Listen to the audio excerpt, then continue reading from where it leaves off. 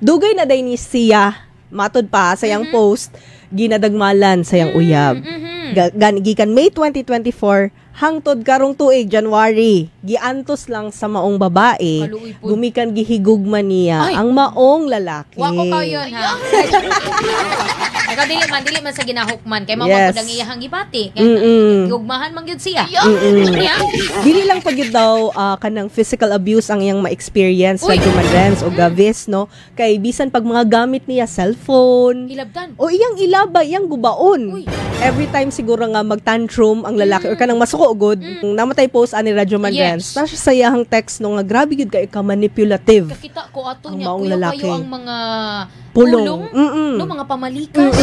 Grabe gyud kaayo no na and then makitaan pod ang mga bunog sa iyang kalawasan nga grabe gyud dili lang sa nawong, dili lang sa kamot, sa abaga, Mukag bisan asa gyud Radyo nakakita ko ato Manrens. same kang jam.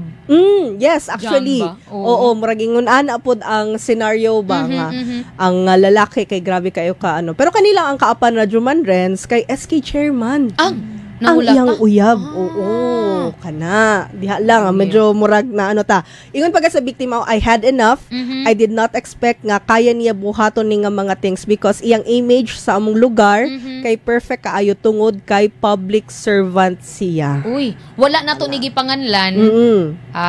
Na kay personal man gud nila nga Yes. problema ng relationship. It's just that na pukaw ang katawang lupa ng regala sa mga netizens. Gumikan kay SK Chairman, aligasyon no ang nalambigit ni ini nga istorya. Gisulayan man nato kagahapon ang linyas barangay sa tong kauban dinhi sa sulod sa newsroom ragwa pa pud atay tubag. Gusto unta ata sa babae Radyo Man Abi Yes. nga itago lang no kanang marag di na lang siguro pero napuno na siya ba kumbaga Tinuod. mao to nga iyang gipagawas ang maong istorya. Kung mangutana mo nganong karon lang man niya ni Nga gi, naman, ano nga naman. inana. Tungod daw na cheating experience and at the same time ginahulga man gyud siya sa lalaki Uy. nga ipakita ilang explicit videos kung mukanta kini. So, actually dapat na gyud kay non-negotiables when it comes to relationship. Unsa man ang non-negotiable? Non-negotiable kini kung ginabuhat na niya sa imuha biyain na. Ay! Ano lang?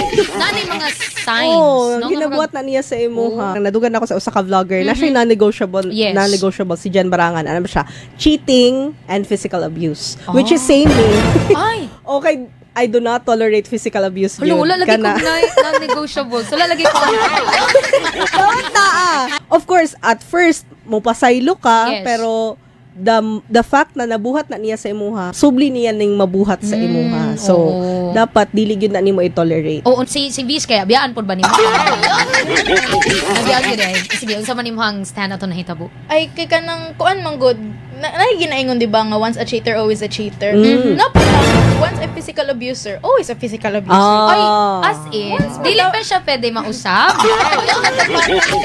Dako jud kay posibilidad nga dapatan ka usab. Kaya nga nung gidapatan ka, kay wala siya respeto sa imo. Ayun. Na. So kung wala gi respeto ang tao, di na niya deserve imong love. Hala. Wala na yung love involved dira. Kay gipasakitan man ka kay kung tinud kang gigihigugma, di ba? Alagaan dapat ka. Ay, perfecto nga.